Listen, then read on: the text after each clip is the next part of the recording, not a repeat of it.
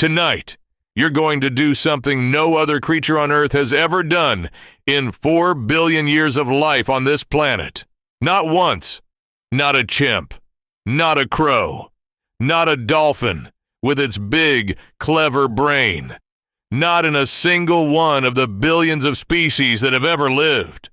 You're going to cook your food. And I know it doesn't feel miraculous. It feels like Tuesday. You'll turn a dial, a flame will appear, and you'll do the most ordinary magic trick in human history without thinking about it once. But stop and look at it sideways for a second. Every other animal eats its food raw. The lion, the shark, the hummingbird, your cat staring at you right now. All of them, raw, no exceptions. We are the one species that takes its dinner and deliberately sets it on fire first. And we don't do it occasionally. We do it everywhere. Every culture, every continent, for longer than we've had writing, or cities, or the wheel. So here's the question. Why? Because cooking, when you think about it like an accountant, is a terrible idea. It costs you. You have to find fuel. You have to make fire. Genuinely hard. Ask anyone who's tried with 2 sticks. You have to guard it, feed it, not burn down the neighborhood. That's a lot of effort to do something every other animal skips entirely. Evolution is ruthless about wasted effort. So for cooking to stick around for possibly 1 million years, it has to be paying us back, enormously. So why do we do it? Here's the secret. Cooking isn't really about flavor. Flavor is a happy bonus. What cooking actually is digestion that happens outside your body. When you heat food, you're doing the work your stomach would otherwise have to do. You're softening tough fibers, breaking open cells, unwinding proteins, turning hard starch into something your gut can actually drink up. A raw potato is a brick of locked calories. A cooked one hands them over. You are, in effect, keeping a second stomach out in the fire pit and letting the flames pre-chew your meal. And that means you get more energy from less food in far less time. A chimp spends around 6 hours a day just chewing. 6 hours. Cooking buys back those hours and loads your plate with extra calories on top, which brings us to the big, beautiful, audacious idea. A Harvard primatologist named Richard Wrangham looked at all this and made a claim that still sparks fights at anthropology conferences. He said, cooking didn't just feed us. Cooking made us. Cooking is the reason you have the brain you're using to understand this sentence. The logic is genuinely elegant. Your brain is an outrageously expensive organ. It's about 2% of your body weight, and it burns around 20% of your energy. It's a furnace sitting in your skull. And for most of evolution, there was a hard ceiling on how big a brain you could afford. There are only so many hours in a day to find food, and raw food gives back so little that you're stuck choosing big body or big brain. You can't have both. It's why a gorilla is enormous and powerful and not, doing calculus. But cooking, the argument goes, smashed that ceiling.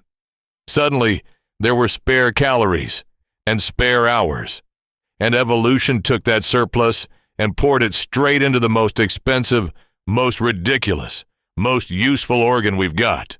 Cooking lit the fire, and our ancestors grew a mind to sit beside it. It's a gorgeous story. It might even be true. But here's where the honest version begins. Because there are 2 big problems with the beautiful story, and they're the best part. Problem 1.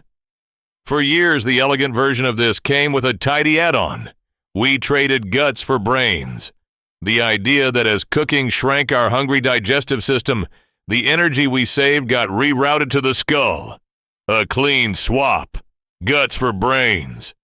It's in textbooks. It's on posters. And in 2024, scientists ran the first proper direct test of that trade-off in living humans. The result? Inconclusive. The numbers leaned the right way, but they couldn't actually nail it down. The single most quotable line of the whole story, "We traded guts for brains," turns out to be something we've been confidently repeating for decades without ever quite proving, which honestly is its own kind of wonderful. Science isn't a stack of settled facts. It's an argument still in progress. And then there's problem 2, the big one, the timing. Because if cooking grew our brains, then fire should show up first, and bigger brains should follow. That's the whole claim. So let's check the dates. Our ancestors' brains start their dramatic growth spurt around 1.9 million years ago. So when do we find the first really solid, unambiguous campfires? Roughly 1 million years later. That is an awkward gap. A 1-million-year hole right in the middle of the story. And a serious camp of scientists looks at that hole and says, the timeline's backwards. The brains were already growing long before there's any good evidence of cooking. So cooking can't be the thing that started it. In their words, cooking is neither necessary nor sufficient to explain our brains. Maybe big brains came first, fueled by something else. More meat, smarter foraging, pounding and slicing food without heat, and cooking arrived later to pour fuel on a fire that was already lit. See what I did there? So who's right? Let's actually follow the smoke. The oldest decent evidence of fire in a human place is from a cave in South Africa, around 1 million years ago. Burned bone, ashed plants, deep underground where a wildfire couldn't reach. Tempting. But they burned something isn't quite. They cooked dinner. And that's the rub. Then, about 790,000 years ago, at a site in Israel, it gets juicier. Little burned scraps clustered in tidy spots, like someone tended hearths. And there, beautifully, some of the oldest hints of a cooked meal. Fish, roasted, nearly 800,000 years ago. Somebody's ancient barbecue. But habitual cooking, fire, every day, as a way of life, doesn't show up clearly until around 400,000 years ago. And here's the detail that really keeps me up at night. Our ancestors walked into the freezing forests of Ice Age Europe and survived there, apparently without using fire regularly at all. The one tool you'd bet your life on in the cold, and for a long stretch, they did without it. So where does all this leave us? Standing in our kitchens, with a gorgeous hypothesis, a 1-million-year gap, and a debate that is very much not over. Here's the honest truth. We don't know exactly when cooking became a way of life. We're not even sure it lit the spark of the human mind, rather than fanning a flame that was already burning.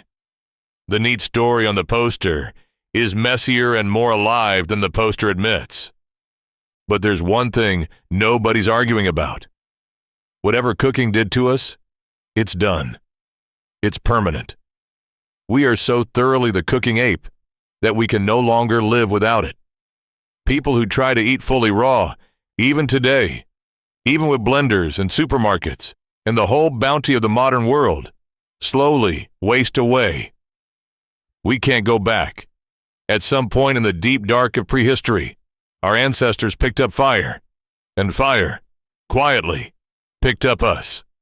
So tonight, when you click on the stove, and the gas catches, and that smell starts to fill the room, feel the weight of it for just a second.